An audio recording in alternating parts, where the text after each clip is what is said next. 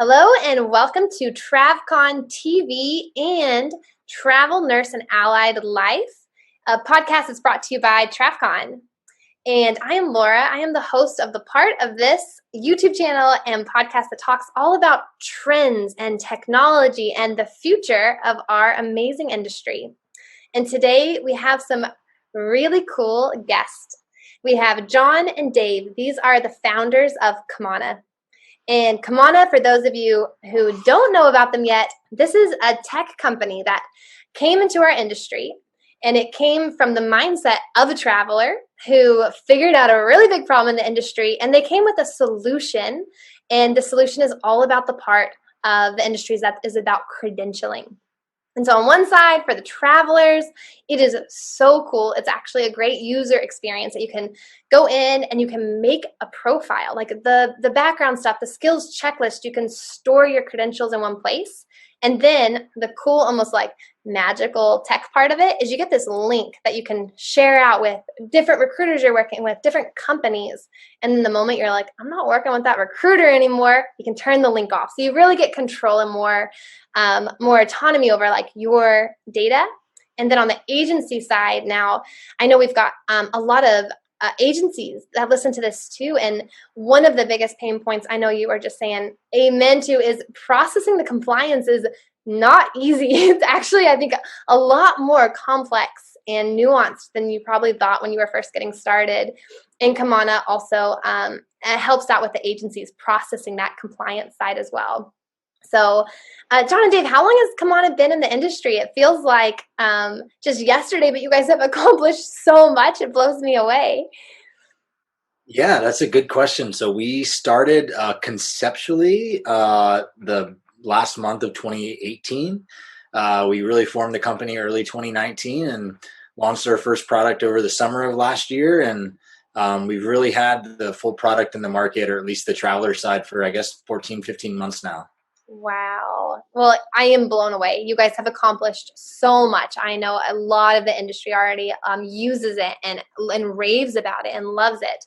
And so John and Dave, they have a ton of knowledge about the compliance and the paperwork and the credentialing side of it, and a lot of industry knowledge of the technologies and what is to come in our industry.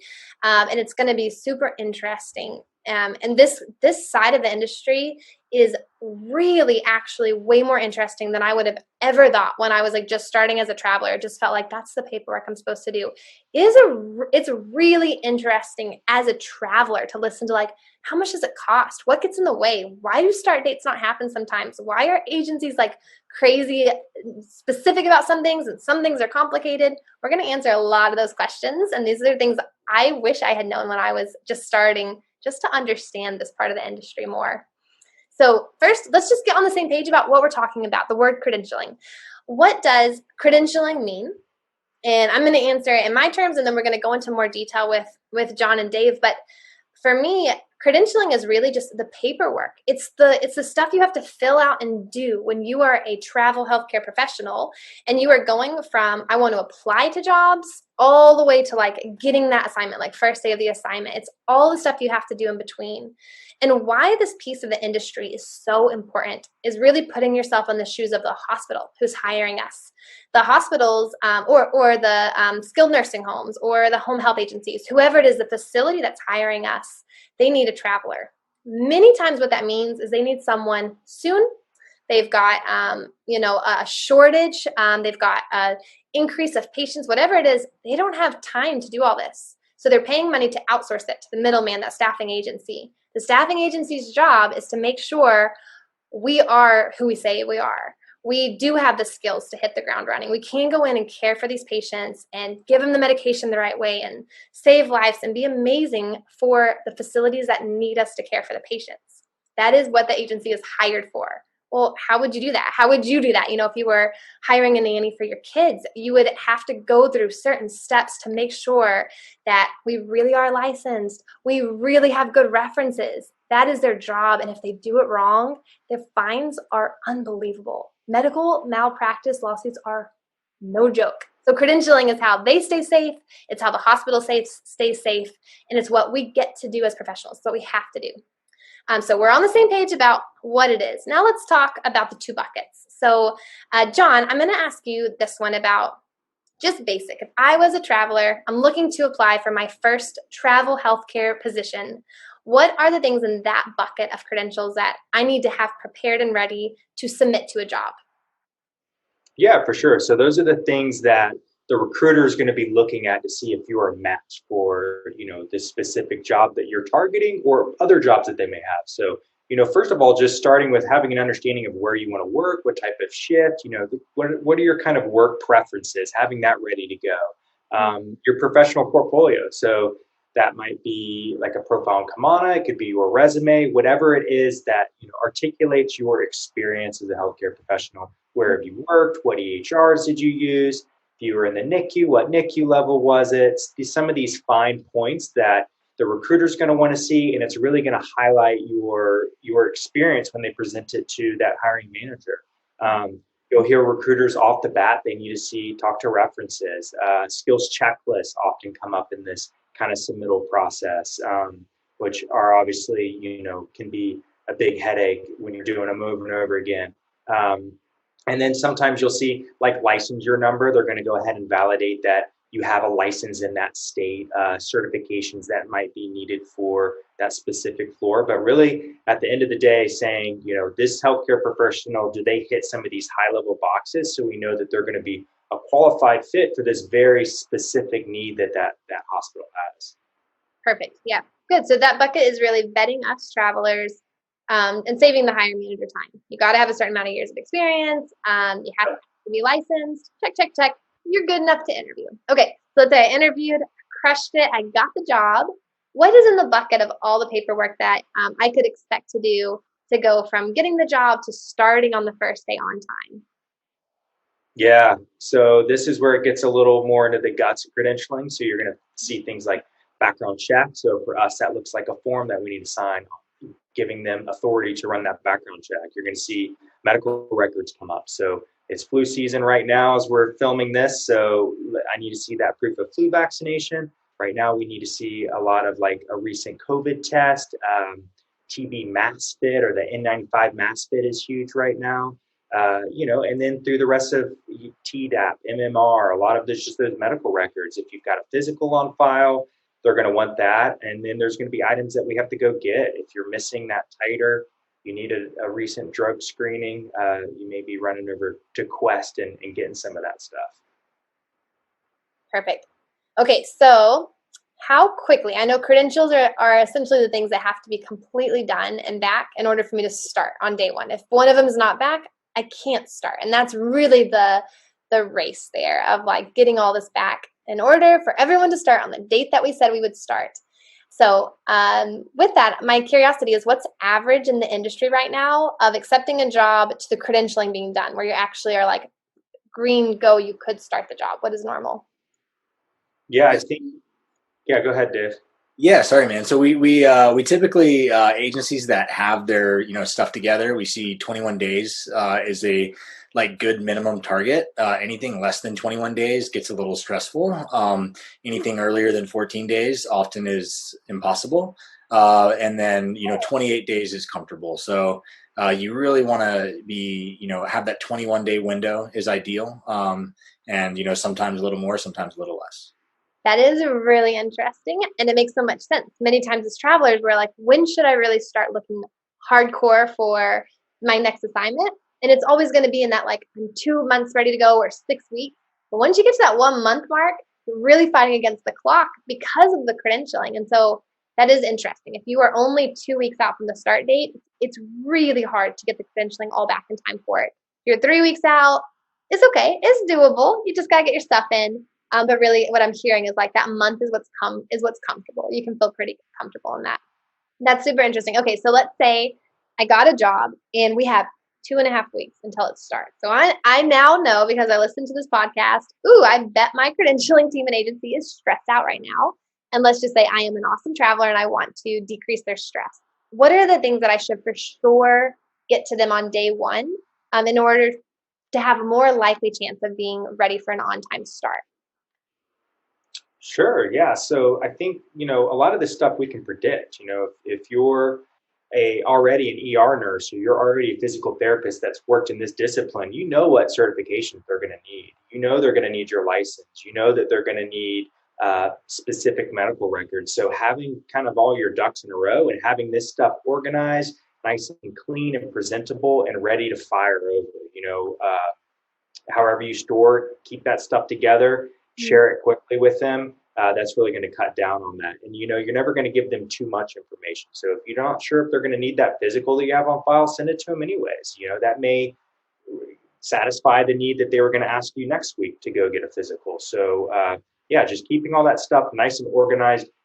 Don't wait till credentialing starts. If you're on the job hunt, or just as a healthcare professional, having your professional portfolio nice and locked together and ready is just going to make you ready for any opportunity. And as we know, like a lot of times they needed you 2 weeks ago. So the faster they can get it done, the facility is going to be excited, and nobody wants to travel across the country, show up to that state, and start date get pushed back because one thing is kind of pending. Seriously, it is such a bad feeling. Yeah, I'm having this flashback while you were talking. I was just thinking of how comforting it is, even as like the healthcare professional, to just know your stuff is like it doesn't matter like if it's in a Dropbox, if it's in a Kamana, like it's just somewhere where you're like it's all together. But I had this flashback from early days when I was traveling, which this is 10 years ago now. And I was cross country, and I remember my recruiter called me and needed, physical something that was like on a piece of paper. This is probably like an immunization. And I remember I had these big, long tubs of like stuff, and I was like pulled over on the side of the road on my road trip, like digging through these tubs, like, where is that? I can't start without it. And it was so stressful. And I'm like, yeah, I was not very digital at all back then. Like it was like papers. I was like, was there even like smartphones to send pictures? I don't even remember now, like how fast tech changes. Cause it was 10 years ago, but it was still just 10 years ago. And I feel like even from then to now, everything is so different. Man. Yeah, for sure. I mean, you're even like American Heart Association now, when you go renew that BLS or that ACLS, it's not a paper card with the sticker that you slap together and put in your wallet and try not to lose for 2 years. Now it's a PDF, a digital card, and it's got that e-verify number. So you're seeing like companies like them and some of these other regulating bodies moving to more digital records, which is super exciting. Oh, that's really cool. Yeah. Okay, Dave. Let's talk numbers. That's what I always was curious about. If in the staffing agency, like how much does it actually cost them to credential me as a traveler? What are they paying upfront before I even start a job, before they make a penny off of me? What are they having to pay upfront about for this kind of stuff? Yeah, for sure. To get you to your start date, we often hear averages in the $1,200 range, and then upwards of sometimes, $1,800, $2,000.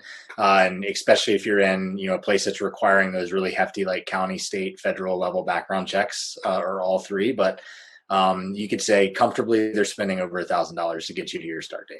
Wow. Okay, that's a hefty amount of money. Okay. Now I see why they get so mad when people cancel, and we said we're gonna start. Okay. Cool. Got it. Okay. So here's a question I had. So it costs a lot for credentials, and all of this takes so much time. Now in a traveler's world, it's really frustrating to us because we're like redoing a lot of this stuff over and over, which, the skills checklist we might have to do for every agency, a slightly different one. And we're like, didn't we just do this? And the compliance paperwork and just so many things that feels like even the profiles, right? To feel like you're constantly refilling out your work history and things like that. And one of the things I'm curious about with the state of the industry today is, why don't agencies share this? Like, why do I have to do a new skills checklist? And why do I have to fill all this paperwork out over and over again just so I can work with a few different agencies? Dave, do you have a thought on that? Yeah, sure. I mean, historically, it's been, a way for staffing agencies to keep a traveler from going to a different firm. And, if I wasn't a traveler, but John was, and if John wanted to go to San Diego and his agency didn't have a job in San Diego, they would, convince him to go to San Francisco, and like John having to redo that credentialing process, was a way to keep him there, because it's expensive for the agency, but it's not very fun for the traveler either. So, historically it's, agencies have almost been discouraged to allow the traveler to kind of share and walk with this information, but it's definitely something that's rapidly changing.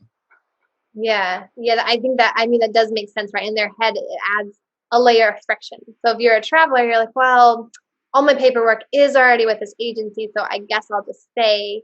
Um, could be a mindset of it, which I agree. I have opinions about that too, of why I think it's switching more, but I could see that. So okay, so now here we are as travelers, the companies, and more of the old school thinking. We want the friction.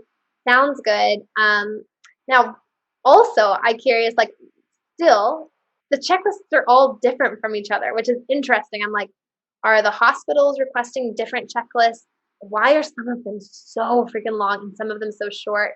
And I know, at one point I've done skills checklists that were on one page. And then I feel like almost like year after year, they would sneakily get longer and longer. And at some point I'm like, what the heck? Why are they asking me about this? Has nothing to do with me actually at all. And I'm curious if you guys have, like, I really want to know, like, who's deciding that? Is the hospitals adding questions? Is it because of the VMSs, MSPs? Are the agencies adding questions? What's going on? Yeah, that's a great question. It's super frustrating when you take a skills checklist and then have to take one weeks later, and you're saying, "I just did this one." First of all, where is the one I just did? Secondly, can you just take this one? Sometimes it comes down to the agency. They have their specific skills checklist. It may be branded. They want you to go through their process. That might be their policy. You're seeing that become more flexible for obvious reasons, and then there's all kinds of layers above the staffing agency. It could be a hospital, it could be an MSP that I know that you've explained a lot of that, Laura. Mhm. They have their requirements too, and they may have a specific skills checklist that they want all of their healthcare professionals to do. So if that's the case, then the agency needs to pass that on to the traveler. But we're starting to see that become more either flexible or standardized, where we're moving towards one kind of universally defined, this is the process, and or we're willing to accept some of these other skills checklists. And at the end of the day, it's asking a lot of the same questions, so it does feel very redundant. It definitely does. Yeah. And in that comes the concept in technology. I think a lot of the people that are listening that are in tech fields, one of our favorite things in tech is clean data, which is pretty much standardization. And standardization, I mean, I think anybody likes it anywhere, but standardization, the thing that I learned, that as I learn about standardization more and more from having my own tech company and really having great friends with other tech companies, is standardization is not only easier, right? Like, it's like this says this. It's actually way cheaper when something is standard, and it increases quality, and it decreases time. It decreases the amount of times that, like, humans have to, like, think through things and figure things out and make things special for everything. But when something is standard and it's repeatable, well, that's when something can, like, scale. And that's when things like really credentialing, we can go from a long time period to a short one because everything is the exact same. And I know it's also this cost effective thing too. If this hospital wants this drug panel and this one wants this one, but this hospital says the drug panel needs to be this, and they put it on the front page of the contract, and this one says they need a different drug panel and they put it on page 36 of the contract under QB, something that you just have no clue. And this is a true story. This is like how crazy it is to find what a hospital needs. It's not like it's just given on this beautiful template. The credentialing team is looking like they are trying to get everything that hospital needs to do it right. But because it's not standard, it takes more time. They could have made a mistake in not finding it correctly. And so now they did a 10-point drug panel instead of a 12-point, and now you can't start on day one. All of these little things, though, add up to a very complex credentialing system. And I think one of the things that we need to see improved is standardization. If I'm a staffing agency, I want to know I can look on page 2. That's where it's going to be. Cool. I know how to do it. Or can all of us, like all of the hospitals, agree that a 10-point is sufficient because it's way cheaper, guys? Can we please do that? Like, standardization will make things better. And our industry is so fragmented right now. There's hope yet. And what I want to talk about is kind of that hope. There is some really other cool companies out there too in the tech space. Kamana, of course, being one of them, but lots more in credentialing that I want us to talk about, because what we're seeing is improvement and they're coming our way. And this is what's going to really be able to fundamentally change things in the future. And so, Dave, can you share with me? I know off the top of my head, there's like prophecy, which a lot of travelers would have heard of, or nurses, which I think a lot of agencies use. But there's some other really cool ones, and I'd love to hear from you, like your favorite tech companies in the space of credentialing that you think are really going to change the game in the coming years. Yeah, for sure. So, I mean, there's a number of parts to this, right? And it's like we've got, companies like Kamana are working on how do we organize the information, but then you've got other really exciting companies that are out there of like, how do I know this information is true? How do I know it's accurate? How do I know it's right? And a couple of ones that come to mind, the really cool company that's, entering the healthcare staffing space now, coming out of the financial industry, called TrueWork, that is doing automated work verification. So, rather than your agency having to call your last 7 years of work history every time you go to get submitted and verify that you actually work there, it is a system source of truth for work history that you can carry with you throughout your career. So, the next call the agency makes to verify your work history is the last call the agency makes ever. So there's really exciting stuff like TrueWork, and in the compliance the competency and skills area. There's a really cool company that's come out recently called Healthcare Staffing Hire. They're enabling that competency and skills process that all travelers dread, and they're making it super mobile friendly and having the content really modern and up to date and constantly refreshed, and it's really exciting stuff. And then thirdly, after all of this information is kind of organized, you've got like a lot of really neat companies out there that are working to validate credentials and education and compliance records, and be that source of truth for, like, if I need to know if this person really did their clinicals at this hospital, then I can validate that through this one company, rather than having to figure out how to track down 7,000 hospitals to get the data. Yeah. Oh, that's so exciting. So it looks like things we might look forward to: skills checklist, being through one thing that people accept that is also like user friendly and mobile friendly, which is really important. And then yeah, the background checks and stuff like that can take so long. Those things are really cool, getting standardized. So I think a lot of these pieces are coming together. Now, here is one of my favorite questions that I'm excited for you guys to answer is, you know a lot about the tech. You think about this, you live in this world in the credentialing space. 5 years from today, what do you think is possible? What's like the dream of what you think is actually like possible, but it's a whole new world for us in this space of the industry?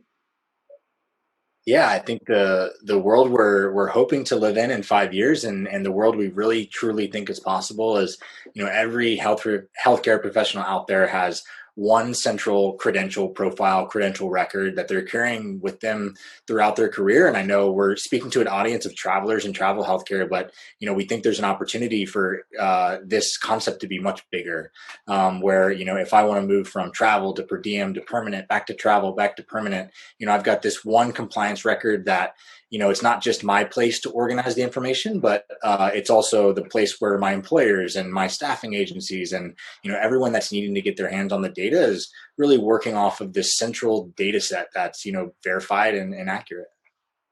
Oh wow, John, do you want to add anything to that?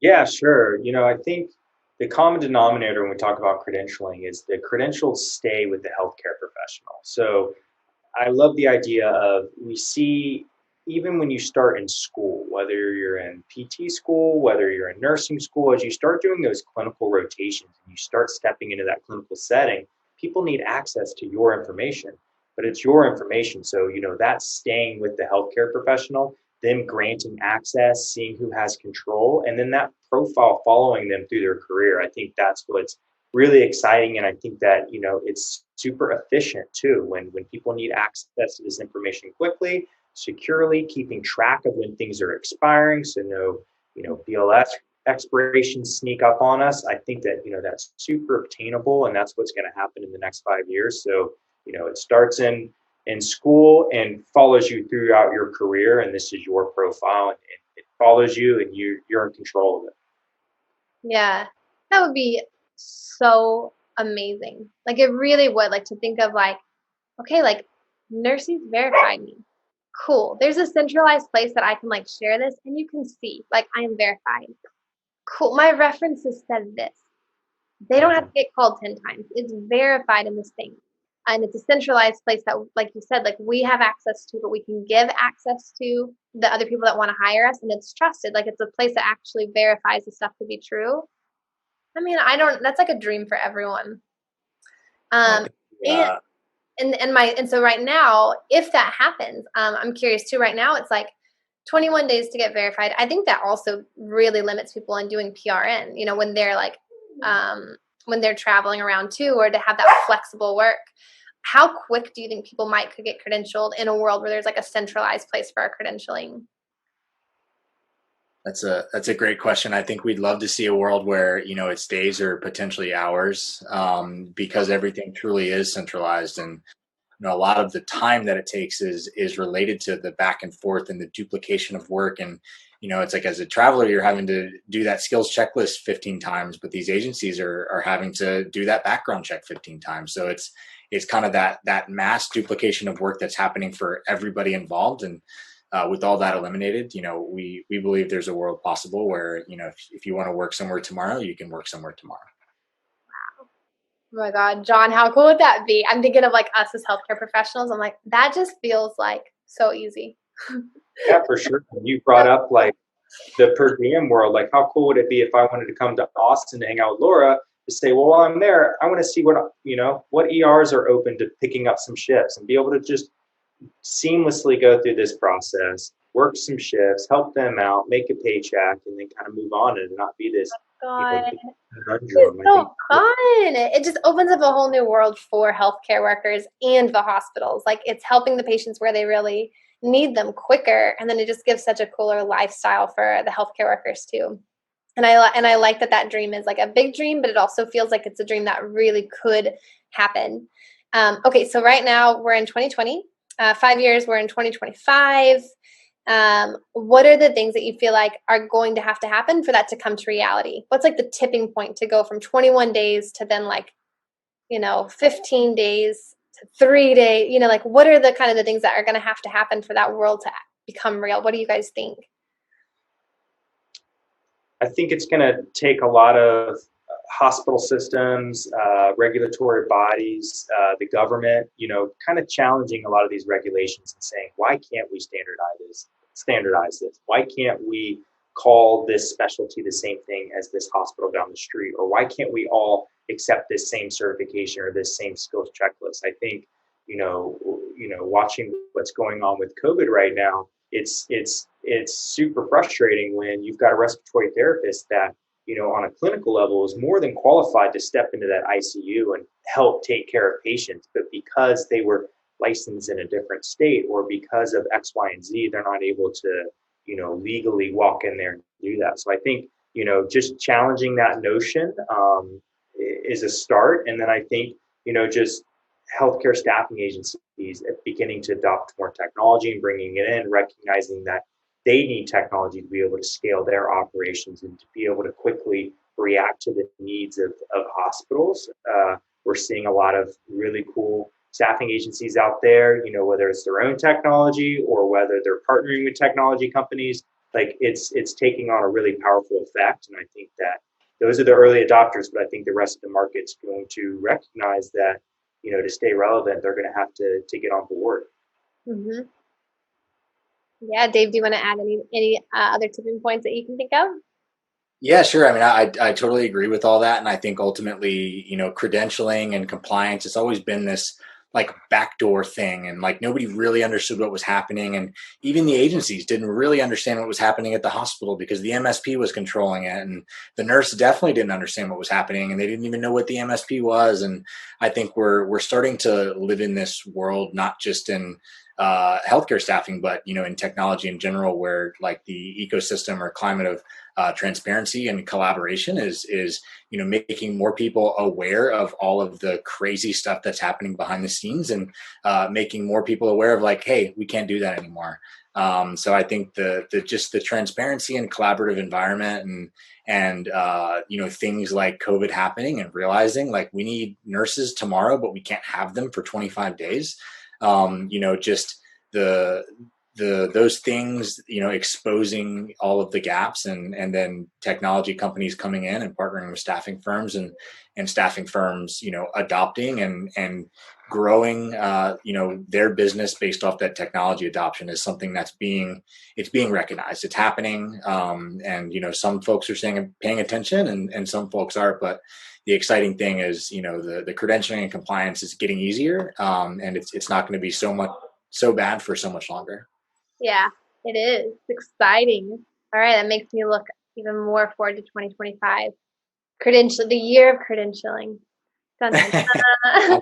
So cool. Well, David, John, thank you so much for your contribution to this industry. I mean, what it takes is dreamers. It takes innovators. It takes people to create this stuff. Like, people have to want it, and then put in that hard work to bring it to life. And you guys have done such an incredible job, and I'm still blown away. It's only been a little over a year. So what you can do in 5 years, I have no doubt, you're going to really transform the experience we get as travelers. So thank you for your contribution. I know we will see you at TravCon in 2021 when it comes back. And thanks for being a part of the show.